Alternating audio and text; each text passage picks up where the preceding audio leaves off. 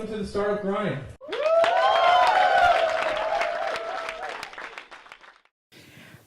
Well, I'm going to start off at the beginning and ask questions with regards, how did it all start?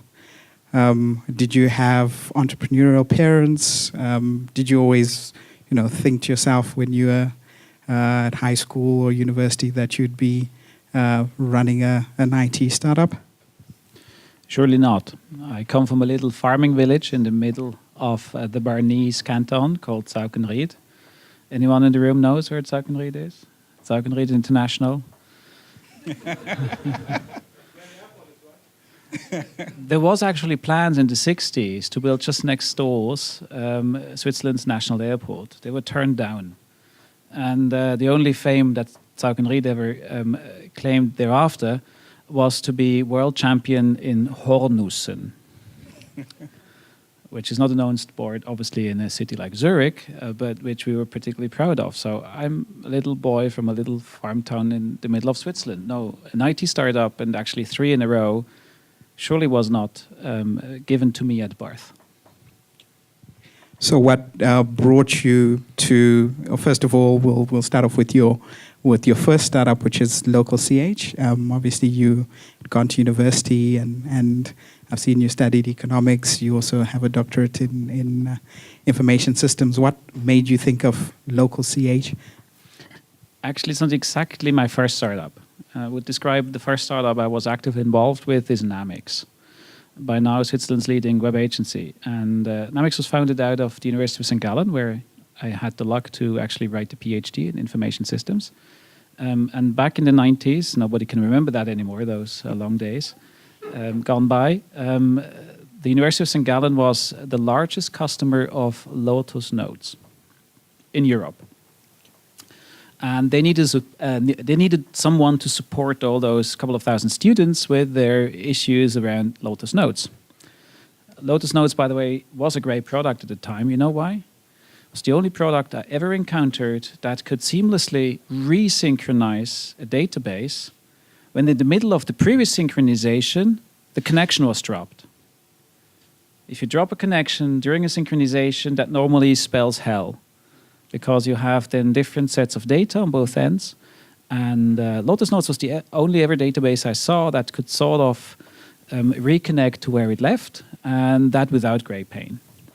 Now, they needed someone to support that. And a couple of my colleagues, Andreas, Hans, and Philip, they actually were the Lotus Notes user group of St. Gallen University, and that turned out to be hosted in the center of the Institute of Information Systems. And out of that Information Systems Institute came, at the time it was called Delta, and then later it turned out to be Namics, and that turned out to be Switzerland's, I believe, largest web consultancy company. That I had the unique opportunity to co-run with Andreas Goeldi for a couple of years. And Local.ch, the first product, say, oriented startup, Namics is a service business, is actually the result of 2 big old-style companies having no clue about digitization. I can expand on that. Local.ch is the result of Public Group, familiar to some of you maybe in this room, once a renowned and actually the largest media company in in Switzerland, by volume, by turnover, by any metric. They were essentially the monopoly of ads in newspapers in Switzerland. That was a great business for about 100 years. Then unfortunately came along the internet, combined with some filthy managers, and that turned this great company into shambles of itself within 10 years. As you might be aware, it's just being bought by Swisscom for a fraction of its value from 10 years ago. Why do I tell that story?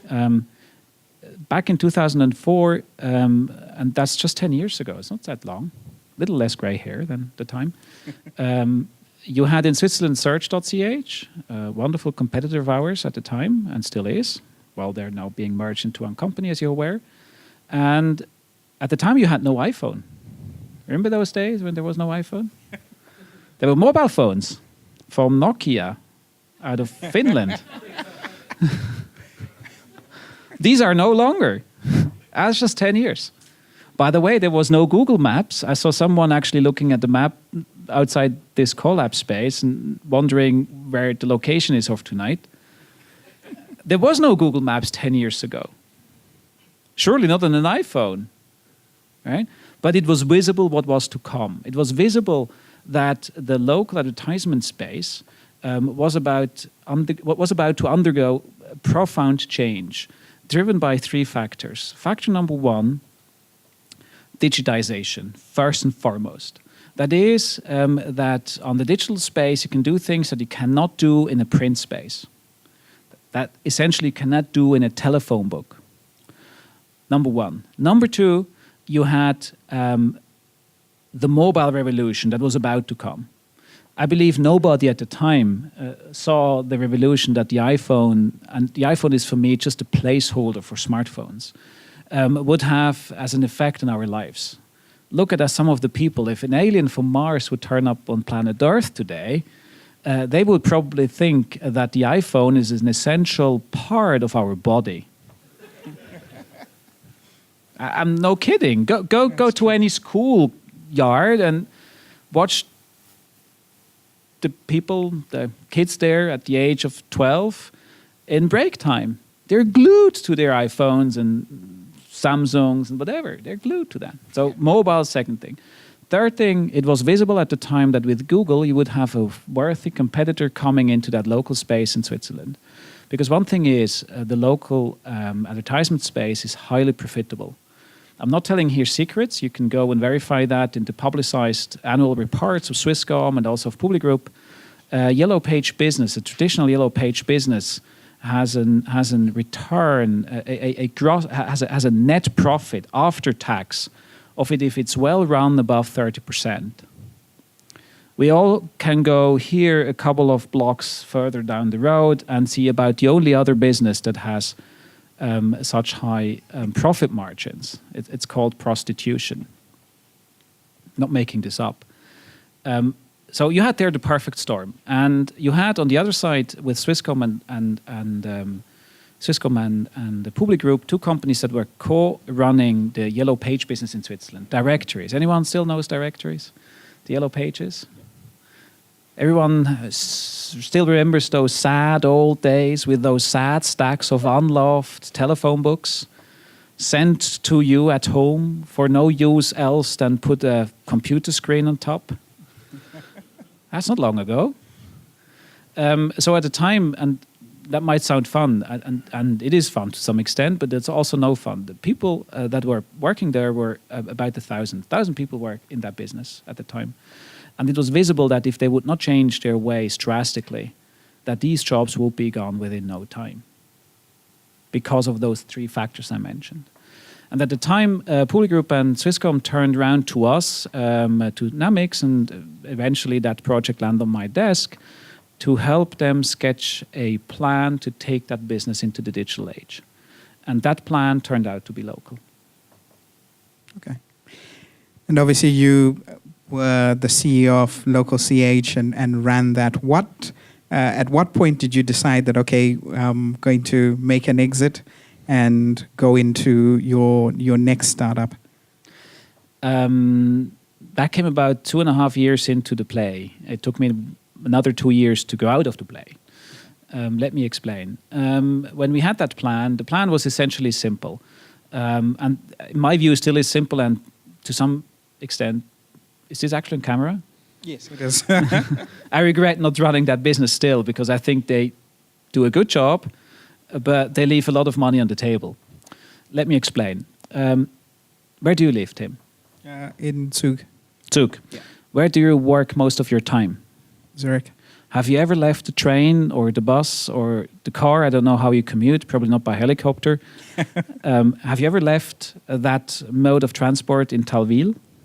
Yes, I have. On purpose? No. What I want to say with that, you live in Zug and you have a radius of activity around your place where you live in Zug, where you do most of your food shopping, where you do most of your, evenings out with friends, where you do sports on the weekend and all that. So where you purchase local services and products. So imagine that one point and the radius around it. Then comes like a tunnel. You enter the train. Do you take the train? Yeah, I take the train. Okay, so you take the train, that overcrowded thing, that unless there is a personnel accident, somebody committing suicide in Telville, runs you non-stop to Zurich, right? So you never leave in Telville. You have no idea where the place to meet friends is, where the local training center is. That is no concern to you because you don't live in Telville. So it's a tunnel. And then you work in Zurich. And you probably have the same sort of radius around your workplace in Zurich, where you do go maybe on lunchtime and have lunch with friends or with business partners. Maybe in the evening you do things like tonight, collab, etc. And then you head home again. Yeah. So all of us have now that idea of 1 point radius, tunnel, 1 point radius. What does that resemble? A dog bone. It's a dog bone, right? It's a dog bone. And that's the only strategy we ever had for Local.ch. Digitize that dog bone for everyone around us here, and within that digitized dog bone, be the place where local people can find local products and services. And it's a great and fantastic business. That was the only strategy we ever had for Local.ch. And that's what we started to do. Obviously up against formidable competition, first and foremost our friends from Search.ch. Then the storm that was coming from Google. And then obviously we had quite some people that were envious that this bunch of young guys here come and have the ability to start up on the green field outside the normal corporate structures, which was one of the quintessential points of success to do that. And with hindsight, it's, I think, fair to say we built Local from scratch. And 4 years after, it was Switzerland's largest homegrown website by traffic, monetization, but any other KPI as well. Yeah. So the team that worked extremely hard for that, outside me, had a lot of success. And they deserve that success from A to Z. However, at the beginning, Swisscom and Publi Group decided to continue for a while still with directories. So imagine that to be a bit like a horse race, where one of the horses was tied down by corporate bullshit. And I come to that and explain. And the other horse was young and nimble and was able to compete. What do I mean with corporate bullshit? And I say that now with a slight ironic twist, obviously, and it's not ironic at all. If Tony, my nowadays co-founder, and I had to decide on the infrastructure requests for Local, which were at the time not tiny, he and I sat down together on an afternoon, normally about 4 days prior to the quarter ending, to manage prices. You know that? How you ever little startup hint? Yeah. Never buy at list price, whether it's hardware or software. Call up the guys. First, do your homework. Go to the SEC filing and check when they file their quarterly report, so when their quarter ends. When is it for SAP? Iva? For Dell at the time, it was, I still remember that, it was April. And then 3 months on, and 3 months on, and 3 months on, and then January and so on, right? So let's suppose you have now something like February. Don't call them in February. Call them start April, when you know they're 30 days away from quarter ending. And you tell them, actually, we have here this request. And then paint a lovely picture. You need this and that. So it adds up to sort of a 6-figure order sum, right? Then hang up the phone. If the guy is good on the other side, and I can tell you the guys at Dell were good at the other side, they immediately will come back with an offer the next day, which is that 6-figure sum. Accept that offer, acknowledge that offer, and return with a simple email, we're considering it. That will make the other side extremely nervous. They will start to phone you, to mail you, maybe they even pay you a visit, bring on some chocolate for the rest of the month. Deny yourself. You're not there. You don't take phone calls. You don't reply to email. I can tell you the level of nervousness starts to increase on the other side. You see that at the sequence of mails. You got a mail a week, and then suddenly you get a mail every second day, and then you get a call 3 times a day because he sees his quarter ending. Then 3 days prior to quarter end, you call up and say, yeah, we considered your offer, but hang up the phone. The guy will start calling you. Then let somebody else reply to that phone and say, well, my boss is actually blah, blah, blah, blah, blah. He told me, however, that we are able to close that deal if. And now say some number, ideally about 50% below list price. Hang up the phone. 48 hours prior to quarter ending, you say, Peter, that was the guy called, do we have a deal? And the obviously says, no, I can't give you that at this discount. They say, okay, good, I can wait. He can't. The next day you have the deal at 50% off, I guarantee you. With the American company, works always that way. So, little anecdote how we could cut cost. But come back to the question you asked. Sorry, I was going emotional about that. The thing was, we had, though, Search.ch as a competitor. We had internal competition. Swisscom and Public Group kept directories. And these guys were tied down by corporate bullshit, as I said. An example around that made me trigger this little story about Dell. If our friends from directories had to buy a new Oracle server, they were on Oracle at the time, just to write the order request and to get it approved within Swisscom, took them about 3 months. Wow. Where it took me 1 afternoon. So it was a bit an uneven race. And about 2 years into the race, the Rennleitung, what's the word for that in English? Sorry? Race control phoned. Race control was essentially the board of directors from Swisscom and Public Group, which was also sort of partially my board. Race control called and said, race is decided, you won. Okay. And at that time, Local started not to be anymore that fun little startup that could play the up-and-coming guy in that local search space. But at that time, it certainly started to change and became an integration project, taking Local.ch into Swisscom and integrating directories and yellow pages. And as you know, today it's only called Local.ch. Yeah. So I suddenly started to spend a lot of time with mid-level managers.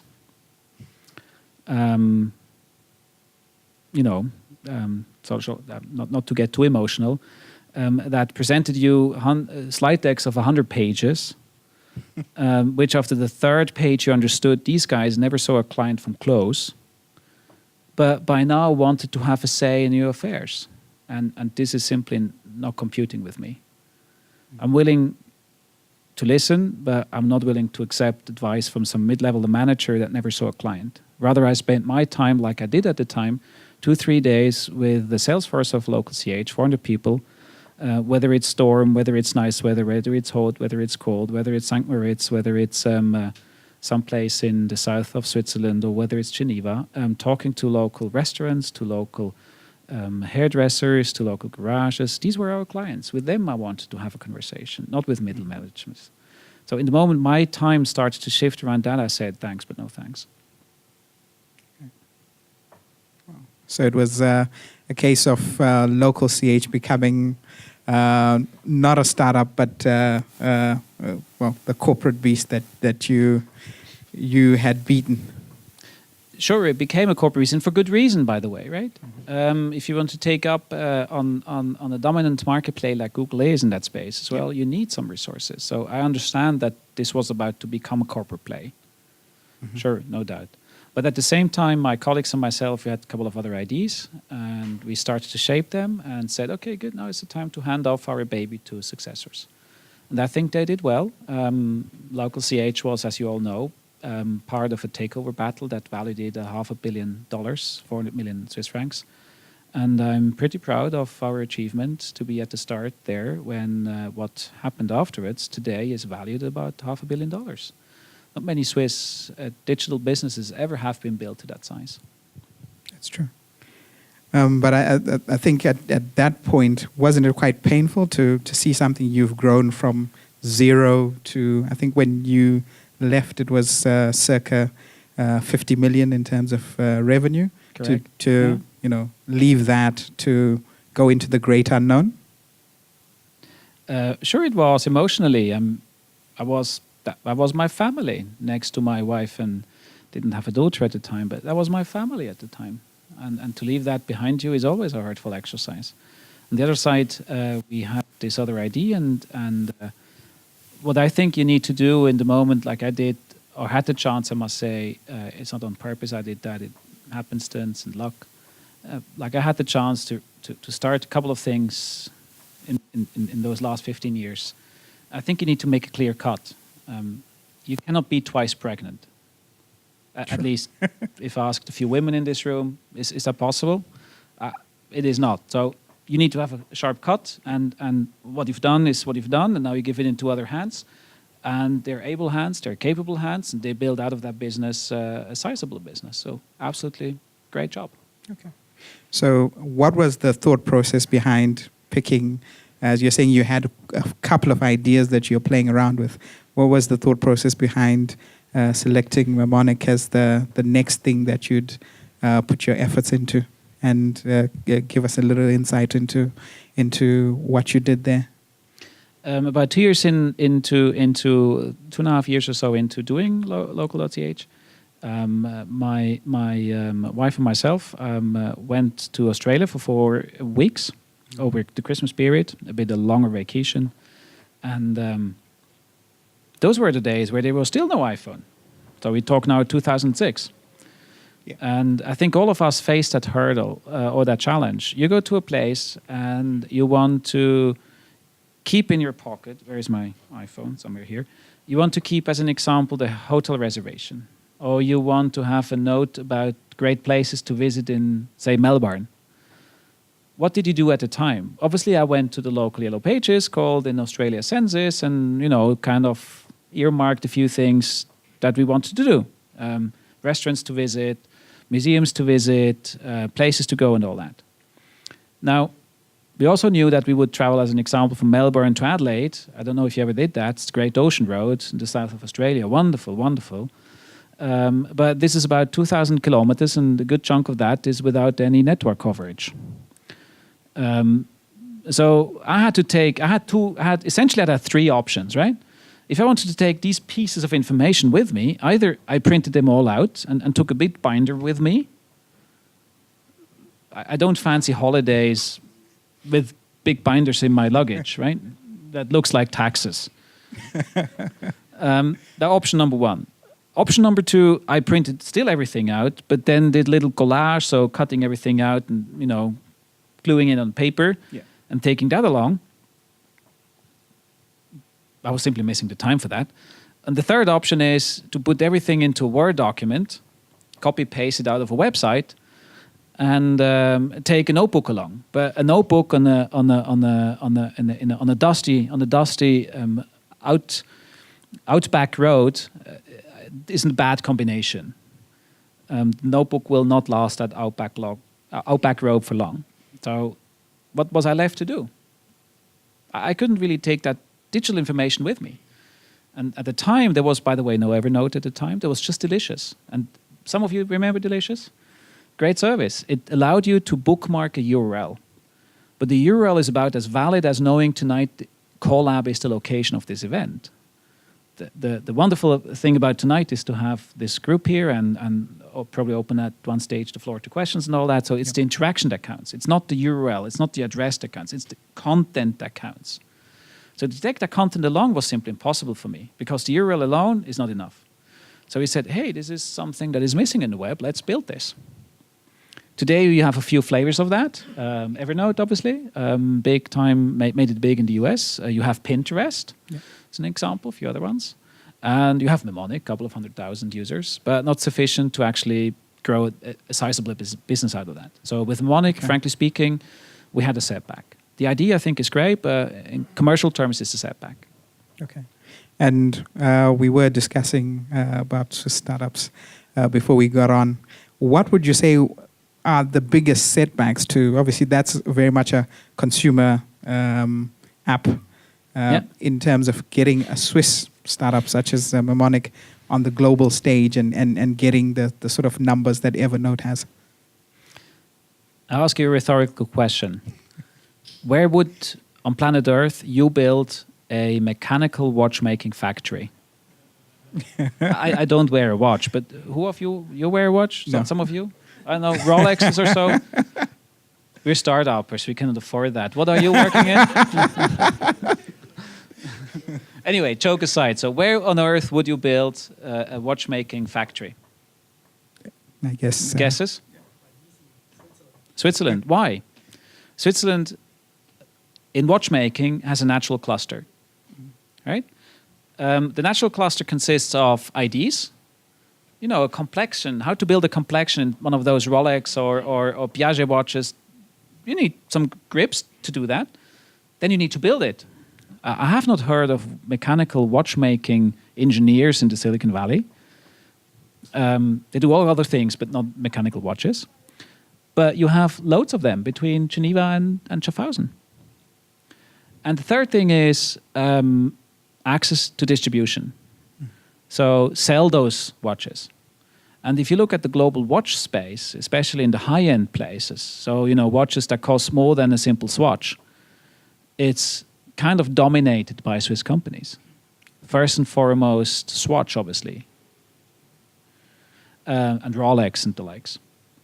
So 3 things: IDs, product, and distribution. You might add people and capital to that, but those 3 things. And frankly speaking, Switzerland is a dire strait place for startups, because sure, we can have great IDs. Yep. Today, still, if I judge Mnemonic on a scale from 0 to 2, so each of these 3 elements gets 2 points, added up to a 6. And as you know, in Switzerland, 6 is the best grade you can get in school. So on the grade from 0 to 2 for the ID, is it a super smart ID that will change the world forever to have an online note-taking facility? I don't know, but it's an okay ID. Let's give it 1.5 points, right? Product, not me saying it, Macworld as an example saying it. Mnemonic for a long time was considered to be the better product than Evernote. Yeah. Was it a good product? Is it a good product? Frankly speaking, you could do much more. And if I look at the resources that Evernote has at its disposition, it's a shame what they do in terms of product. You could do so much better. But anyway, let's not be mean here. Let's give each a point, 1.5 points maybe or so, a bit ahead of us, right? Some at the moment is about 2.5, something like that. And as we all know, the minimum mark you need to get to pass to the next grade is 4. Yeah. So let's turn to the third one. Let's turn to distribution. Evernote got a bit later than we did external funding of the tune of 5 million. We only had a few 100,000 next to our own money. What did they do with that? They bought on Sony Vaio notebooks pre-installs. So for a time on each Sony Vaio notebook, when you opened the lid of the Sony Vaio notebook, you got automatically installed all crap software, including Evernote. Each of these installs counted as a user. Whether the person was using it or not doesn't matter. So the point is, in the moment you had that, you could obviously count the number of units shipped to the moment where you can go to TechCrunch and claim you had the first 1 million users. It's a simple mechanic, right? But that simple mechanic was enabled by an injection of money that was unavailable to us. So what they had, because I did call to do similar things, give you an example, anecdotal, for HTC. We called HTC. Do you know where they sit? It's a Taiwanese company. BDR, business development, where does it sit? San Francisco. If I call there, no joke, no anecdote, real happen. I'm calling from Switzerland. Yeah, Sweden. Been there, done that. Wow. So there is no bitterness here. It's simply an observation of what happened, right? We were not able to get quick enough access to distribution channels that would have propelled us in that B2C space to some level of prominence that in turn would have triggered an avalanche of positive things like press coverage, like investor coverage, and. Yeah. And by the way, it happened to a lot in that space, right? Zootool out of Germany. Anyone remember Zootool? Lovely competitor of ours in Germany, same fate. A couple of others too. So there's with no bitterness. B2C markets, that's my view, B2C markets tend to be natural monopolies, time-based natural monopolies. Mm-hmm. There was a social media network prior Facebook, actually several ones. Yeah. Remember that? Remember Yes. 6 Degrees? Anyone remember 6 Degrees? Yeah. Back in the 90s? First social network at the time. Yeah. So, by all means, there will be social networks after Facebook. But for the moment, Facebook enjoys a temporal monopoly, whether we like it or not. But it will go away one day. True. So, I mean, obviously we're talking to entrepreneurs here who are in different spaces in terms of some of them are in the B2C space, some of them are in the B2B space. For a Swiss B2C startup, what advice would you give them in terms of trying to get to that tipping point, so to speak, in terms of volume? Well, as we have not been thoroughly successful, I don't give any advice. Okay. Or the best advice is go to talk to the guys from Get Your Guide or House Trip. Even though both companies are not really anymore in Switzerland, both companies do come from Switzerland and made it big in that B2C space. So my best advice is go and hang around with these guys. They probably know much better about what to do in that space than I do. Okay. Now, obviously, going on to the startup that you're currently involved in. Yeah. What made you go into this space in terms of, obviously you had Mnemonic running and still is. What made you think, okay, there's a need here, and we can address that need? Well, I personally faced a kind of an uncomfortable situation. My situation was, okay, we have here a startup that we knew would go nowhere in commercial terms. And as a startup guy and as a repetitive startup guy, I'm kind of probably unemployable in Switzerland in normal positions. Let's face it. Right? Switzerland is a place where they look at your CV and failure is regarded as a sure out of the hiring process. Let's face it. For all startups in this room, that's one of the brutal truths of this place here. This place here doesn't reward this type of risk-taking. And obviously it's a stereotype to say that the US rewards that, but it's really true. I just hired a guy that had a failed startup behind him. You know why? Because everybody came to me and rang me up and say, hey, Vince is such a great guy. Well, he has this failed startup, but he's such a great guy, you need to talk to him. That's a glowing recommendation I got from him. I know a few friends that had little less success in Swiss startups. I haven't heard that kind of glowing references for those guys here in Switzerland. So Switzerland has one problem with itself. It's not as it's risk adverse. It's risk adverse, right? And you see that everywhere. So I faced that uncomfortable situation that I probably was a bit unemployable. Number one, very selfish thing here. But the other thing that drove us at the end of the day is, let's suppose you have a collection about great places to visit in Australia. Mm-hmm. Let's suppose you, Tim, have such a collection, and let's suppose David and all other people here. Why do I need then myself to search for other great places if we already had such great places? My system knows that I have a collection about great places in Australia. The same system could know that you do and you do. Why not propose me the difference? Why not propose me new great places that you guys discovered? So what does it take to do that? It takes an understanding what is in my collection. So you need to take all this text and understand that text, what it talks about. You need to do a pattern recognition. You need to build a concept around that kind of collection. Let's call it a digital fingerprint. Once you have that, you can go out and simply see, Tim's collection, how closely related is that to mine? If it's closely related, make him some suggestions. Let's go to David, do the same thing. And we had that notion of this digital pattern recognition, that digital fingerprint all along.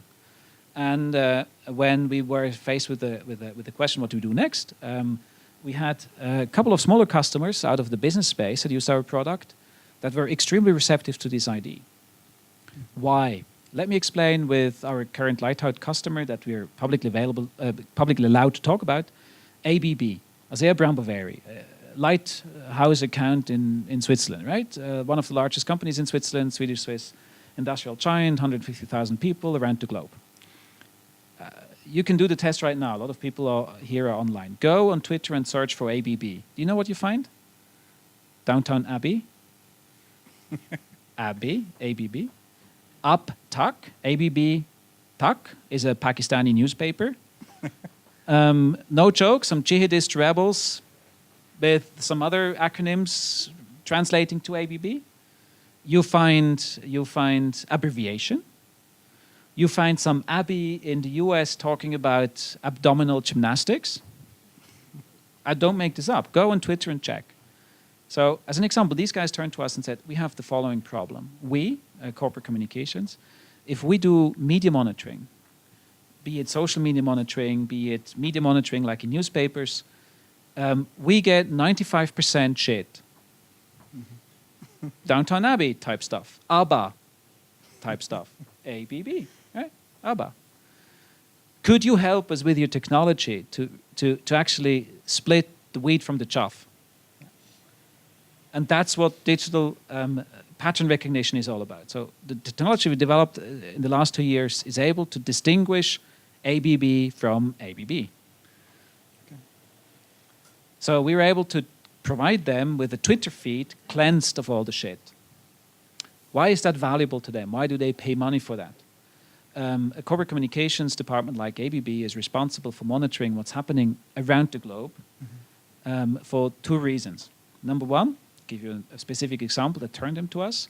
2 years ago in Algeria, they were subject to a jihadist attack on an oil platform run by Statoil of Norway, where they had about 50 ABB people on that platform too. This was no news for a long time, except in social media areas. Why is that relevant for ABB? A, because they have personnel there, and they care for their people. They have some people that go and take those people in out of those places. Former Navy SEALs, not making this up. And number 2, they have an obligation to report to the SEC because they're an American quoted company. And if they don't report in a timely fashion such events that materially affect ABB's share price potentially, they're subject to lawsuits. So we help them to stay on top of that, which is for them reduced reputational risk, reduced financial risk. And that's the angle we found. So we reshaped our company from a B2C to a B2B area and focused on pattern detection, or how Gartner, an IT research company, calls it and aims as a vendor. They call it search-based data discovery. And that's a great place to be in. Within 18 months, we build a global company. Wow. Okay. Within 18 months. Okay. Going on to obviously Squirro and questions related to that. You found ABB, or ABB have approached you as your first Lighthouse customer. How did you go about then going out and we all know big corporations are skeptical when it comes to startups. How did you then go and convince the next big company to sign up with you? Oof, that's the grind. There's probably a reason for that title. Startup grind. The last 18 months have been an up and down, have been a roller coaster ride. If you look at the space as such, within a company you have, say, 100% available information. Of that 100%, 20% is structured information. Structured meaning especially numbers that you can input into an Excel and can summarize. There are more modern versions of that called business objects from SAP or ClickView or Tableau or the business intelligence solutions, right? You can make sense of numbers. 80% of all available information is unstructured. That is text, email, news, chats, call notes, and all that stuff. And if I mean unstructured, it's text. There is little scheme around it. And I haven't seen yet an Excel sheet where you input 3 lines of text that the Excel sheet produces you a sum on that text. I haven't seen any Excel being able to do that. Now, why is it relevant? I just pointed it out in the case of ABB. Even more relevant becomes our kind of idea if you apply it to internal data. Give you an example. For the German Red Cross, the German Red Cross operates in various regions, and we work for the section in southern Germany, so kind of north of the Swiss border. Let's call it Swiss North.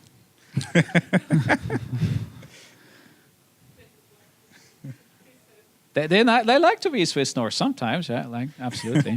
Yeah. Like Swiss is called Lufthansa Süd.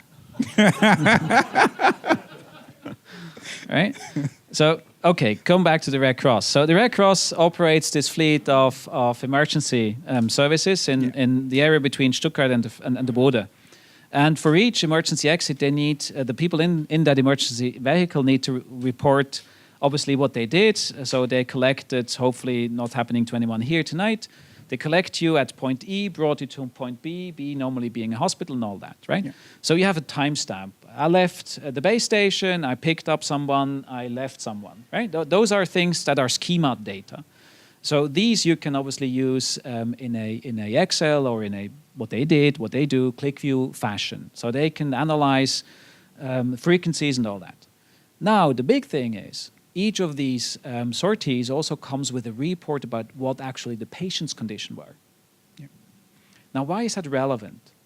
If you could, let's suppose for a second, if you could detect patterns like seasonalities or like matching vehicles with conditions of your patients, what can you do? You could actually allocate your resources better. Yep. And what sounds now very technical is allocate the right ambulance for the right type of emergency with the right doctor going to the right hospital. They were not able to do that because they could not access that textual data. Well, they could read through that, but they have about 40,000 reports a month. So it's like you have a ton of trees and you don't recognize the forest anymore. So what we help them do is recognize that forest, recognize patterns in that textual data, to correlate that with the structured data, and essentially what now sounds very technical is we help them save lives. Okay. So take our ID, apply it to internal data, and it becomes even more powerful. That's what makes me so excited about Skuro, and that's where we think we have a fair go at building a sizable company. Okay.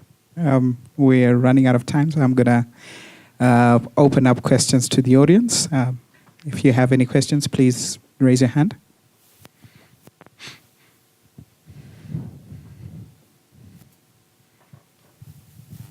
My name is Igor. Question about Google competition for this current company. Yep. Would Google be competition for this kind of data analysis that you do? Sure, Google can compete with anyone in any space, in the digital space. They have more resources, more money, more talent than anyone on this planet. The question is not so much whether they are my competition or not. I had exactly that same situation when I run Local.ch. Everybody said, you're total bullocks, and run to my investors, Swisscom and Public Group, and said, you're idiots. What do you do here? Google will take that away from you. 8 years later, Local.ch, at least at the time I run it, I know the numbers. 8 years later, I don't know exactly the numbers, but at the time I run it, we had in that local space more success than they had. Shall I tell you why? Because we played a couple of advantages better than they did. Have you ever heard of a Google salesman coming to the local barbers? I haven't, right? So sure, Google is a competition. They have Google Maps, they have the best search engine probably on planet Earth currently, but they have no guy that goes at 10 a.m. to a local barbershop to discuss local advertisement needs. That's the advantage we played. With that, you can beat even the behemoth like Google anytime. And with Squirro, it's the same thing. We work as an example for some banks in the UK. Or, as I just said, for ABB or the German Red Cross. Do you think in the current climate, any of these companies will entrust Google with their data? No. That's my angle. So you talked about the setback that you went through and how you reshaped the company to where you are today with Squirro. Can you get into a little more detail about that in terms of, was it just kind of a pivot with the same actual company, or did you shut down the old one and start fresh? And what factors went into that decision? Sure, I can. Technically, it's still the same juridical company, as you can check on the web. We probably made a mistake should we ever become big, because some American investors dislike that, if you have a bit of old luggage with you. We probably should have done a Twitter. I don't know if any one of you is aware of that, but Twitter was a failed video startup before they became Twitter. And they simply left aside the old investors and gave them the boot when they already had essentially the idea with Twitter. And started afresh, and the old investors were quite unhappy about that once they discovered that. We didn't do that. We were maybe too Swiss on that one. Amongst other things, I have from my first round ZKB with their Pioneers Fund invested in us. And our case at the time was their juridical pockets are deeper than ours. So if we show them the finger and they feel pissed at us, they probably will, pursue us in court and all that, because we already had that notion of what I just described, this digital fingerprinting stuff. So we said, okay, good, let's hang on to them. That's on sort of the juridical front. In terms of the company, we changed it completely. We had at the time to let go everyone, except my 3 co-founders and myself, and we started totally afresh. We also changed completely focus, so we went out and looked for international capital. We found a number of business angels from the US, from the UK, that have supported and do support us all the way around in a way that is just unimaginable. Really high compliments to them on that one. And that surely is part of the situation that made this success now possible, right? So there are a number of factors. If you ask me if there was a plan, we had a notion, but as always, startups is not here I start, there I end, and it's a straight line. It's like chaos in between and this and that. It's more like, if I go to shopping center, I go in and out and you know what's now coming, right? If my wife goes in a shopping center, it's a bit different. So I had to learn a few tricks of my wife on that one, and that I do not just mean ironically, I mean sincerely. It also takes that. It takes a lot of courage, not just from yourself, but also from your loved ones, to support you in such a phase. Is it now grounds for success in the future? Again, it's like football clubs. Who again won the Champions League last year? Anyone remembers? It's quickly forgotten. So last year's result counts little in this year's round. So it's a tough life, and we need to prove ourselves every day. And do we make it big? We'll see. Let's come back in a year's time and discuss. Face it, you really believe in loyalty and integrity and maintaining relationships long term. As I said, I come from a little Swiss farming village. And one of the experiences that was formative for me, my mother, in that little farming village, are you from Switzerland, may I ask? From the US. So in Switzerland, till a few years ago, and I think it's still so, men in the younger ages have compulsory obligations to go and do a yearly shooting training. We don't shoot anyone. We only. It's a difficult joke in those difficult times for some people east of us. But you had to go through compulsory shooting training, and for that, and the trick there was that the local shooting organizations, Schützenvereine in Swiss German, they got obviously a lot of money from that exercise. It's attached to the military in Switzerland, but also from normally the communes, the communities, right? And my mother and our neighbor had the courage to stand up in one of those community assemblies when the proposal was to renovate that shooting stand and ask the question, could it be not more sensible, instead of giving them even more money, to take that money and open up a kindergarten? There was none at the time. I think a sensible question, right? Do something for the youngsters, not for the oldsters. You know what? That question was asked 30 years ago. And is still asked back at my mom today. That's how Switzerland works. They have elephant memories. So loyalty in Switzerland is a factor. Whether I want to deny that, I come from here. So that has had a formative effect on me. So I do value loyalty, integrity above else. I think in the long term, that's my view on it. It pays out big time.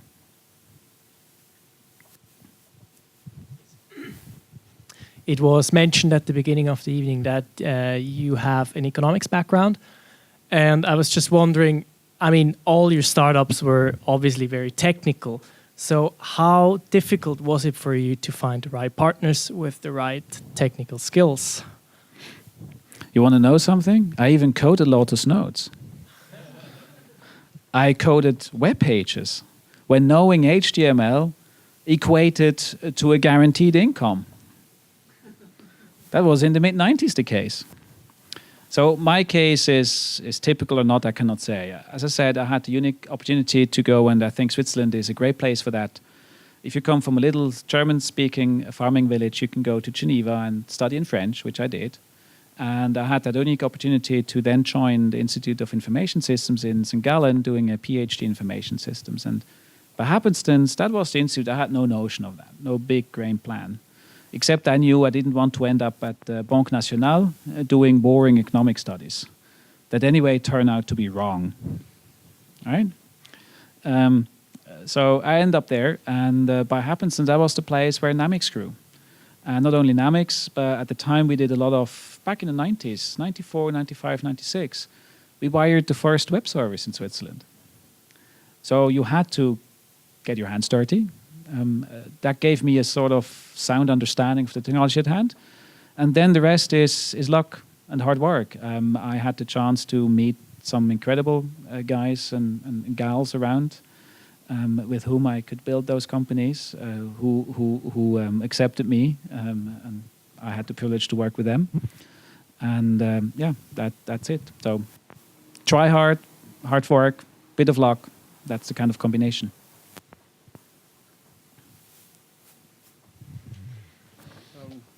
Yeah, my question would be, how long did you wait to pivot? Because at some point, with your latest company, at some point you realized things weren't turning out, or your investors realized they weren't turning out, and they put pressure on you. So when did you make the decision to like make an about face? And I mean, apparently you probably thought about it for half a year before doing it, or is it till you run out of money, or probably before then, or? Well, I make no secret out of these things. We were technically bankrupt about 3 times with this company, but that's probably average for any startup, right? If you don't go to a near-death experience, you don't deserve to be rich and famous. Look at the Google guys. These guys were also nearly broke. Look even at the Google guys. They were technically broke before they came up, actually stole the ID of the AdWords, which is not a Google ID. I don't know if you know that. The AdWords piece is not a Google invention. It has been done by others. Omniture, which was acquired eventually by, I believe, Yahoo. And simply the idiots over there didn't realize what potential it had. It was the guys at Google that did. And that saved them from bankruptcy. In what was that, 2001, 2, something? Till then, they haven't earned a dime. So, you know, going nearly dead is probably actually a good exercise in mental agility. In our case, frankly speaking, your answer, we waited too long. We should have done that much, much earlier. And I saw that time and time again. My teacher in flying school was right. It's better the wrong decision at the right time than the right decision too late. So rather decide today than thinking hard what could be and all that. Served me well, even if I made many mistakes and waited too long sometimes.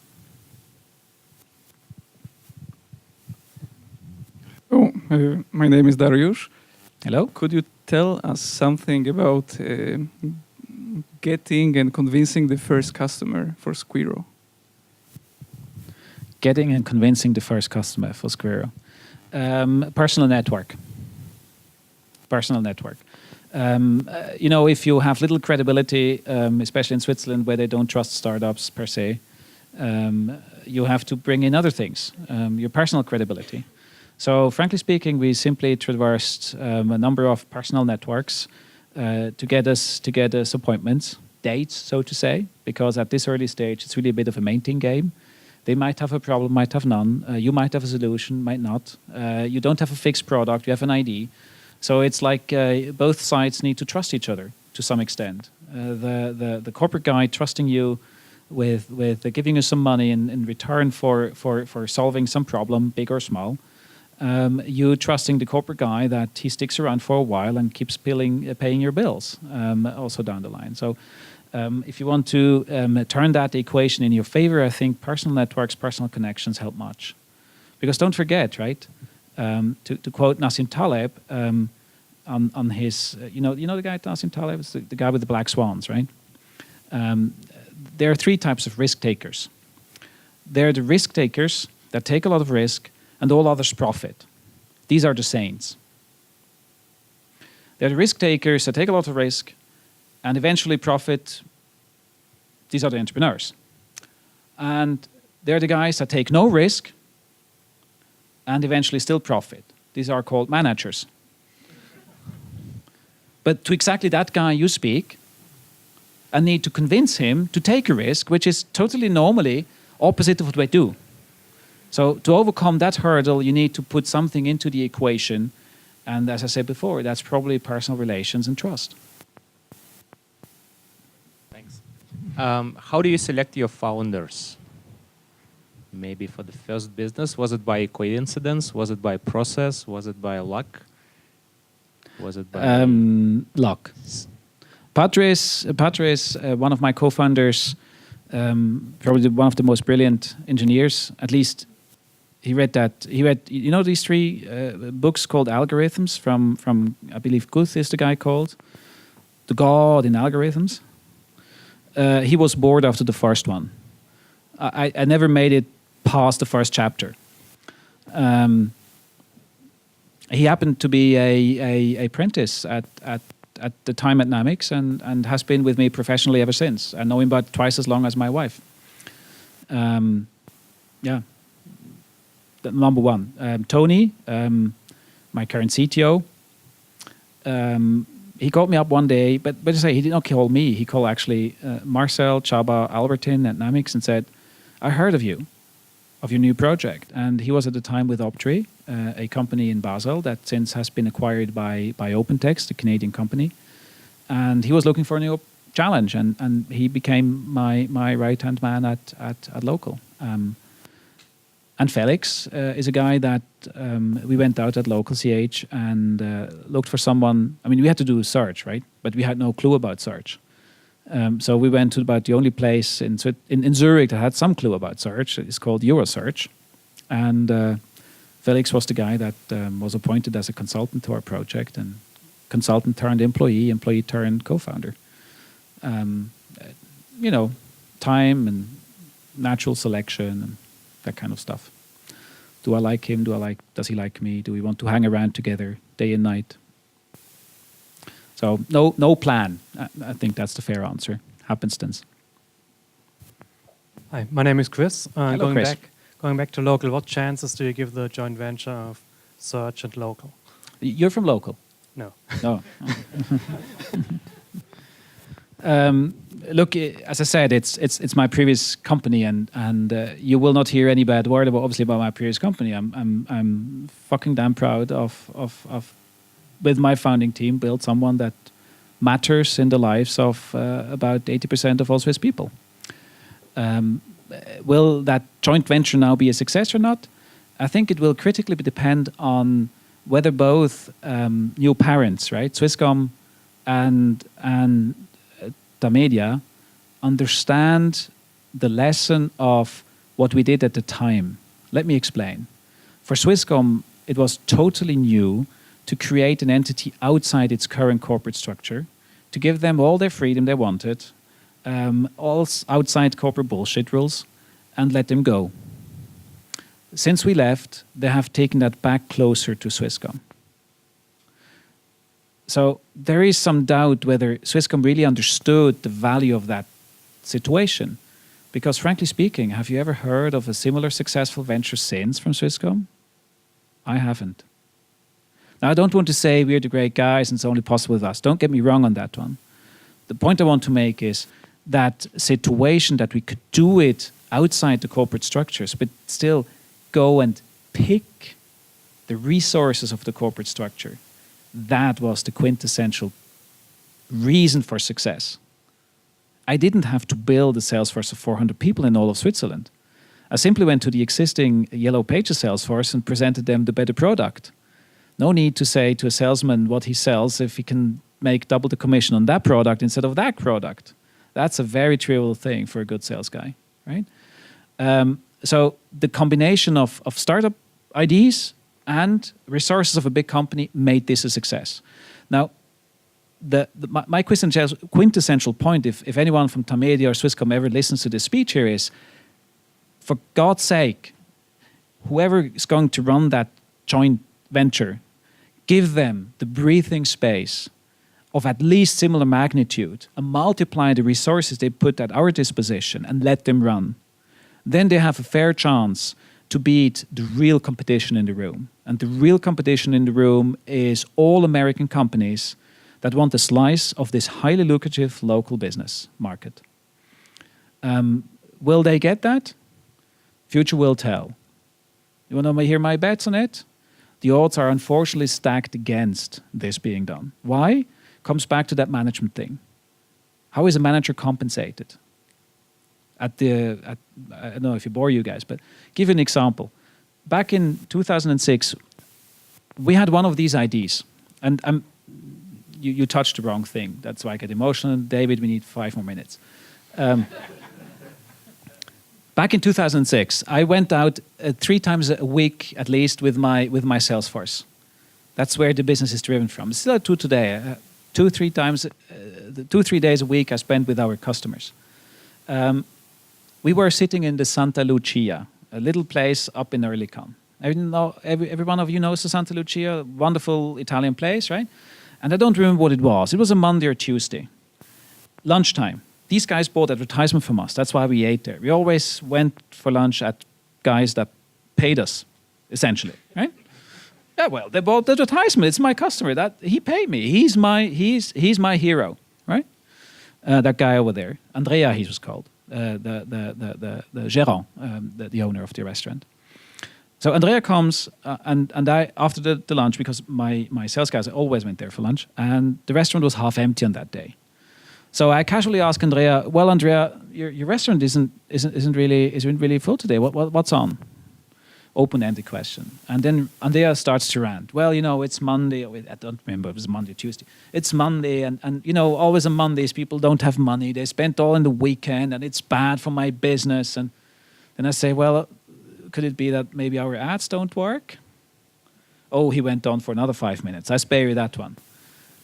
But we had a problem here. Our proposition, namely bring local people to his restaurant, didn't work.